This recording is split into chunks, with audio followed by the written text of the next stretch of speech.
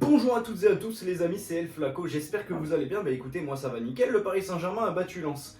Mais il y a des gens qui sont pas contents et on va leur répondre aujourd'hui parce qu'on n'a pas tout compris nous. Les déplacements parisiens à Lens sont toujours des matchs assez sensibles, on le sait. Pourquoi? Parce que Lens c'est beaucoup d'adversité. Et c'est une très bonne nouvelle parce que nous, le Paris Saint-Germain, on a besoin de ça, tu vois, pour évoluer. Parce qu'après on arrive en Ligue des Champions et parfois on fait n'importe quoi. Et ça c'est bien dommage.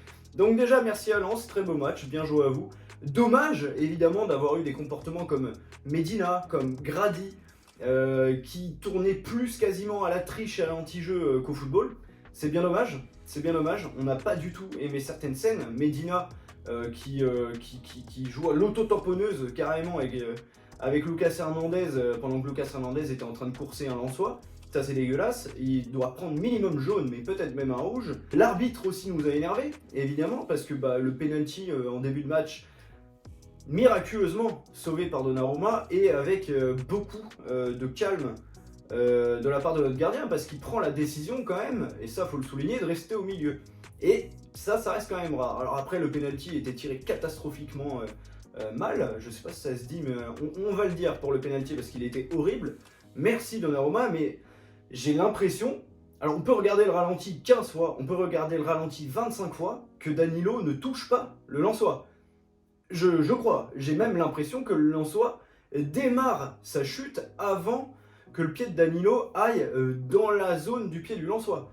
Mais alors là, pas de VAR, ou alors une toute petite VAR, tu vois, j'ai trouvé ça très bizarre, tu vois. Et puis quelques minutes après, heureusement déjà Donnarumma la sort, merci Donnarumma, très gros match. Au moins, alors moi j'ai compté 3, mais peut-être plus de parades vraiment très importantes. Merci Dijo, surtout une frappe à peu près lointaine de Wai, qu'il avait merveilleusement sorti. Très bon match de Donnarumma. Même au pied, plutôt rassurant, plutôt bon. Voilà, on sent que c'est très travaillé à l'entraînement et ça c'est très positif parce qu'il y en a besoin. Donc, très bien, Donnarumma, merci. Juste après donc ce penalty, enfin quelques minutes après, Mbappé entre dans la surface et il y a un Lensois qui le pousse, mais genre, qui le pousse comme as, tu vois. Mbappé perd l'équilibre, tombe, rien. Ah bon? Donc Danilo, quand il tacle à côté d'un Lensois, il y a penalty. Par contre, quand Mbappé tombe dans la surface parce qu'on l'a poussé, mais alors vraiment, elle bouge mon frère, tu vois, genre, cette ambiance, alors là, pas de penalty, pas de VAR, rien du tout. Donc déjà, ça commençait mal, tu vois, le match commençait avec une tournure un petit peu spéciale. Le Paris Saint-Germain avait un peu de mal à exister, malheureusement, le bloc lensois était très compact, refermé. Heureusement, Kylian Mbappé en première mi-temps a décidé quand même d'illuminer ce match, tu vois, c'est Kylian maintenant, il sait faire, hein. Kylian maintenant c'est un playmaker, et parfois il le fait très bien. Une passe en profondeur absolument exquise entre deux défenseurs, entre le latéral droit et le défenseur central, ça devait être Danso, le défenseur en l'occurrence, pour Barcola, délicieux, le match exceptionnel. Barcola, c'est l'avenir. Barcola, c'est superbe. Et je me rappelle qu'à certains moments, j'étais pas content de Barcola. Bah la honte. Et il y a encore des gens qui aiment pas Barcola. Mais il s'agirait de regarder vraiment les matchs. Et sur une télé, hein, pas sur un micro-ondes. Genre vraiment. Barcola, auteur d'un match exceptionnel. Voilà, c'était la première frappe du match. But. Voilà, Barcola, une frappe en but. Magnifique. Peut-être le nouveau Neymar du Paris Saint-Germain, ça on sait pas. Ça fait 1 an qu'il est pro, les gars. Ça fait 1 an qu'il est pro. Et tu vois, les gens disaient ouais, le PSG va détruire la carrière de Barcola, il sera jamais titulaire, il aurait dû rester à Lyon. Rester à Lyon pourquoi? Pour être 16ème? Pour être 16ème. D'accord, pour être 16ème, bien. C'est bien les perspectives d'avenir hein, pour certains, tu me diras. C'est bien. Barcola en attendant, c'est ultra titulaire. Barcola, il est magnifique, Barcola, il est parfait. Dembélé à droite, un peu moins chanceux, un peu moins réussi dans le match, mais une passe D quand même, pour un but de Kylian Mbappé en fin de match. Alors ce but-là, j'ai cru qu'il allait jamais venir. Le Paris Saint-Germain était à l'entraînement, voilà, on allait dans la surface, on jouait à la passe à 10, on revenait, personne frappait. J'ai pas compris, il y a Vitinha qui s'est essayé plusieurs fois. J'avais utilisé Vitinha buteur, c'est dommage, il a pas marqué. Mais on n'était pas si loin du compte parce que Vitinha au moins prenait ses responsabilités très à cœur et frappait dès qu'il le pouvait à l'entrée de la surface et ça j'ai apprécié. On a eu beaucoup de joueurs comme ça parisiens qui ont fait des très bons matchs. Des Lucas Hernandez et compagnie, voilà, comme d'habitude. Mais il y en a un qui a fait un super match, c'est Danilo, comme d'habitude, notre soldat, celui qui respecte limite le plus le club.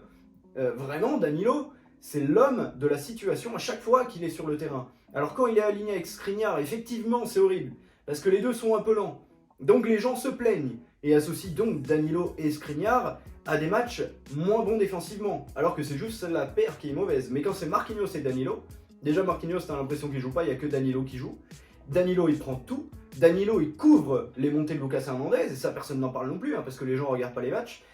Danilo, excellent, Danilo partout, le nombre de ballons récupérés, le nombre de tacles réussis, le nombre d'occasions avortées, magnifique Danilo. Il a fait un match de patron, il a fait un excellent match. Et t'as des gens sur X, à la télé, l'équipe et compagnie, j'en sais rien, blabla, là, tous les gens qui vendent des journaux et compagnie, et qui essayent de faire des stats évidemment sur les réseaux sociaux, parce que sinon c'est pas marrant, qui disent que Danilo a fait un mauvais match. Pourquoi? Parce que Danilo c'est pas une superstar, Danilo il est pas très bien payé, Danilo, vu que c'est un mec sympa, eh ben, il accepte parfois d'être remplaçant, il accepte de pas être un des éléments forts du 11 alors que ça devrait être le cas, tu vois. Et donc c'est la cible parfaite évidemment pour les gens qui ont envie de critiquer un joueur du Paris Saint-Germain au terme d'un très beau match.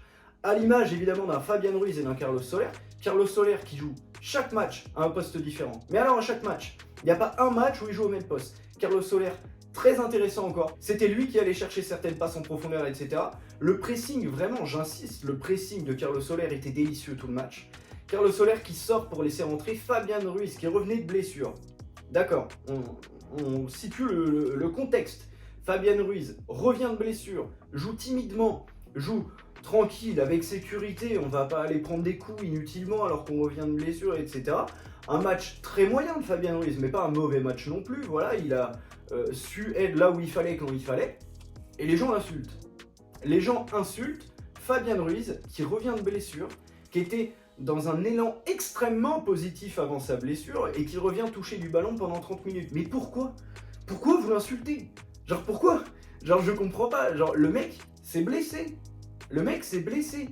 Et pendant ce temps-là, tu vois des maxi-gorges pour des Nuno Mendes par exemple qui sont blessés, portés, disparus depuis 1 an. Tu vois, ça se trouve, Nuno Mendes avec la même chose quand il va revenir, il va pas être explosif. Mais les gens vont être en mode t'inquiète, on est avec toi, on est dans le train, etc. Mais vu que Fabian Ruiz c'est un méchant espagnol au milieu, ben les gens l'aiment pas. Vu que Carlos Soler c'est un méchant espagnol, mais même pas au milieu. Parce que lui, il joue 10, il joue 6, il joue 8, il joue défenseur droit, il joue défenseur gauche, Carlos Soler, d'accord? Et la plupart du temps, il est remplaçant, mais il est quand même content d'être là. Et Luis Enrique l'a déclaré intransférable. Je vous le donne en mille, Luis Enrique connaît mieux le football que nous, les gars. Il connaît mieux le football que nous, je suis désolé de vous le dire.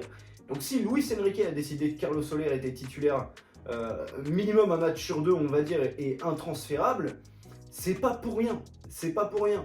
Donc moi j'ai trouvé que le match de Carlos Soler était plutôt positif, plutôt encourageant pour la suite. Et j'ai apprécié de voir Fabian Ruiz de retour sur les terrains après une petite période de blessure. Moi, je suis content. Un match donc géré plutôt correctement par le Paris Saint-Germain. Voilà, on a failli se faire peur, évidemment, parce que pendant un bon moment, on n'a pas marqué. On a eu quelques temps forts lensois où on a un petit peu serré les fesses sur des corners et compagnie. Parce que Paris Saint-Germain sur corner, voilà, Lens avait bien compris, il les tirait au premier poteau. Très bien joué de leur part d'ailleurs. Miraculeusement, on n'a rien pris, grâce évidemment à Donnarumma, un très bon Marquinhos, un très bon match évidemment de notre défenseur brésilien, mais un très grand Danilo, un très grand Danilo. Et vraiment, si vous dites le contraire, vous n'avez pas regardé le match. Ou alors vous l'avez regardé, mais en biais, tu vois, sur le côté, parce que je vois pas c'est quoi votre problème avec Danilo. Donc voilà, moi je trouve ça dommage que le Paris Saint-Germain, après une victoire 2-0, un match plutôt maîtrisé, bon, c'est un petit peu fait peur, mais il y a eu un très bon Marquinhos, un excellent Danilo, qui nous ont bien sauvé la mise parfois, et puis Donnarumma en dernier secours. Malgré ça, des gens arrivent à chercher des problèmes, à aller touiller comme ça. Il y a des gens qui disent que Barcola a fait un mauvais match. Mais je comprends pas, c'est quoi pour vous un bon match? Franchement, c'est quoi pour vous un bon match? À la limite, Kylian Mbappé n'a pas fait un excellent match. Voilà. Il a perdu pas mal le ballon, c'était un petit peu dommage, etc. Mais quand Kylian décide de jouer, bah, c'est un but et une passe D. Donc au final, Kylian Mbappé a aussi fait un bon match quand tu pars par là. Ça restait un match de championnat, à l'extérieur à Lens. Alors les gens, ça fait 10 ans qu'on n'a pas gagné à Lens, oui. Pendant une petite période, ils étaient en Ligue 2, les gars. Faut pas... L'année dernière, ils ont été très dangereux, ils étaient deuxième. Mais cette année, c'est différent. Cette année, c'est différent. Il y avait plus Openda, il n'y a plus Fofana. Les gars, c'est pas la même équipe. Donc évidemment, une victoire très logique du Paris Saint-Germain, qui avait une énorme cote, évidemment, sur les sites de Paris Sportif. Alors l'offrande, parce que évidemment, le Paris Saint-Germain a gagné. Donc voilà, petit react, mais aussi petit coup de gueule. Voilà, petit coup de gueule pour les gens qui aime ne pas être content, qui adore critiquer des gars comme Danilo, Carlos Soler, etc. Des gars qui acceptent d'être remplaçants au quotidien au Paris Saint-Germain, qui acceptent d'être dans la deuxième équipe et de ne pas être des superstars alors qu'ils pourraient l'être ailleurs. Tu vois, un Carlos Soler qui est pisté par Barcelone. Alors oui, certes, Barcelone c'est plus un grand club, mais ils essayent de le redevenir. Et ils estiment apparemment que Carlos Soler pourrait les aider à redevenir un grand club. Et nous, tu vois, de notre canapé comme ça, et ben on est en mode ouais, Carlos Soler c'est une grosse merde, il est trop nul, horrible. Non les gars, non les gars, non les gars, faisons confiance aux professionnels de notre club. Luis Enrique décide qu'il est important, donc il est important. Voilà. J'espère que ce petit récap t'a plu, mon pote. J'espère que t'as pu te reconnaître dans certains de ces mots. Si c'est le cas, like et abonne-toi, mon pote. On se revoit dès demain. Moi, je te dis à la prochaine. C'était El Flaco.